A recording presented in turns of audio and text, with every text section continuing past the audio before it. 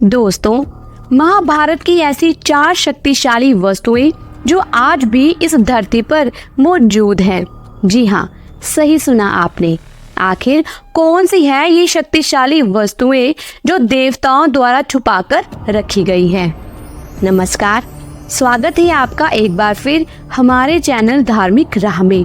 तो चलिए आप करते हैं ज्ञान की बात। वीडियो में आगे बढ़ने से पहले अगर अभी तक आपने हमारे चैनल को सब्सक्राइब नहीं किया है तो चैनल को सब्सक्राइब करके बेल आइकन के बटन को जरूर प्रेस कीजिएगा।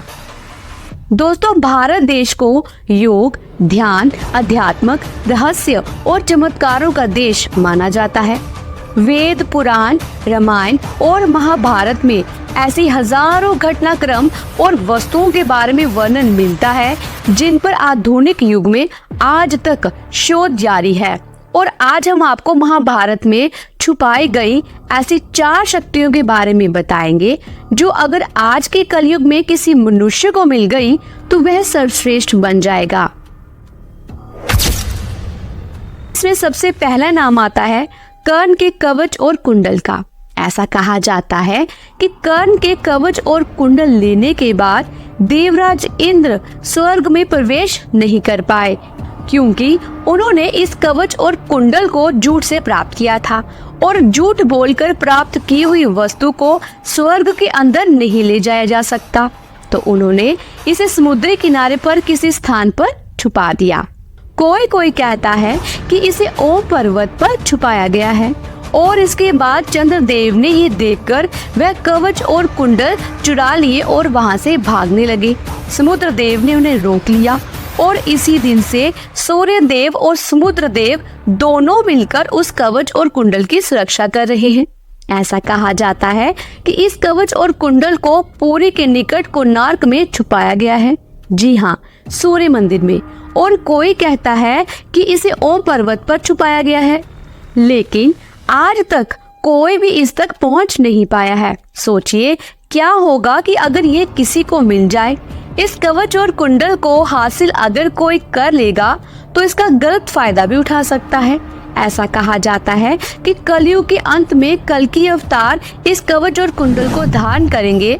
इसमें आपका क्या कहना है? कमेंट बॉक्स में जरूर बताइएगा। अगला है दिव्य धनुष और तरकश। दधीचि ऋषि ने देश के हित में अपनी हड्डियों का दान कर दिया था। उनकी हड्डियों से 3 धनुष बने, पहला गांडीव, दूसरा पिनाक और तीसरा सारंग। इसके अलावा उनकी छातियों की हड्डियों से, जिसे मॉडर्न भाषा में हम रिब्स कहते हैं, उनसे इंद्रदेव का वज्र बनाया गया। पिनाक धनुष भगवान शिव के पास था जिसे रावण ने ले लिया। वही रावण से ये परशुराम जी के पास चला गया। परशुराम जी ने इसे राजा जनक जी को दे दिया। राजा जनक जी की सभा में भगवान श्री राम जी ने इस धनुष को तोड़ दिया। सारंग धनुष विष्णु जी के पास था।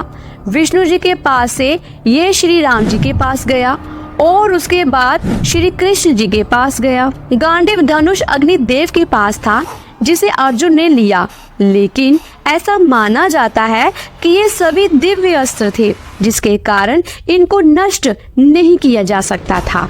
सिर्फ और सिर्फ पिनाक धनुष ही नष्ट हुआ था। उसके अलावा सारंग और गांडीव धनुष आज भी इस कलयुग में मौजूद है, लेकिन ये धरती के किस कोने पर मौजूद है ये कोई नहीं जानता। दोस्तों, आगे की वीडियो और भी इंटरेस्टिंग होने वाली है, इसलिए वीडियो को पूरा जरूर देखिएगा और वीडियो अच्छी लगे तो लाइक और शेयर जरूर करें। दोस्तों, अगला है अश्वत्थामा जी की मणि। मणि एक प्रकार का चमकदार पत्थर होता है। मणि को हीरे की श्रेणी में रखा जाता है। इनमें से कुछ मणियां चमत्कारी भी होती हैं। जिसके पास ये मणि होती है वह कुछ भी कर सकता है। रावण ने कुबेर से चंद्रकांत नाम की मणि छीन ली थी। वो मणि आजकल वैजनाथ मंदिर में विद्यमान है। द्रोणाचार्य के पुत्र अश्वत्थामा जी के पास भी चमत्कारी मणि थी जिसके बल पर वह शक्तियों की सहायता से अमर हो जाता था। भगवान श्री कृष्ण जी ने उसकी मणि को उससे छीन लिया। कहते हैं अर्जुन ने ये मणि द्रौपदी को देनी थी, जिसके बाद द्रौपदी ने युधिष्ठिर के अधिकार में ये रख ली। युधिष्ठिर जी के पास ये मणि किसके पास चली गई, इसका उल्लेख महाभारत में नहीं मिलता, लेकिन शिव महापुराण के अनुसार अश्वत्थामा जी आज भी जीवित हैं और गंगा के किनारे निवास करते हैं, किंतु उनके निवास स्थान कहाँ है ये कोई नहीं जानता। लेकिन कहा यह भी जाता है कि वो मणि जो अश्वत्थामा जी की मणि थी वह आज तक सही सलामत है, लेकिन वह कहाँ है, किसके पास है, ये कोई नहीं जानता। कहते हैं कि आने वाले समय में अश्वत्थामा जी की मणि कल्कि अवतार द्वारा उन्हें वापस की जाएगी, ताकि भगवान कल्कि जी स्वयं और अश्वत्थामा जी मिलकर कलि पुरुष का अंत कर सके। अब बात करते हैं अगले शानदार और शक्तिशाली वस्तु की, जो कि है पांचजन्य। महाभारत में भगवान श्री कृष्ण जी के पास पांचजन्य था। अब आप सोच रही हैं कि ये पांचजन्य क्या है। दोस्तों, पांचजन्य भगवान श्री कृष्ण जी का शंख था। अर्जुन के पास देवदत्त, युधिष्ठिर के पास अनंत विजय, भीष्म पितामह के पास पौंड्रिक, नकुल के पास सुघोष और सहदेव के पास मणि पुष्पक नामक शंख था। सभी के शंखों का महत्व और शक्ति अलग अलग थी। शंखों की शक्ति और चमत्कारों का वर्णन महाभारत और पुराणों में भी मिलता है। समुद्र मंथन के दौरान निकले 14 रत्नों में से छठा रत्न पांचजन्य शंख था। पांचजन्य शंख का नाद 1000 शेरों की गर्जना के बराबर था। शंख को विजय, समृद्धि, सुख, शांति, यश, कीर्ति और लक्ष्मी का प्रतीक माना गया है। कहा जाता है कि इस शंख के हरियाणा के करनाल में होने के किस्से कहे गए हैं।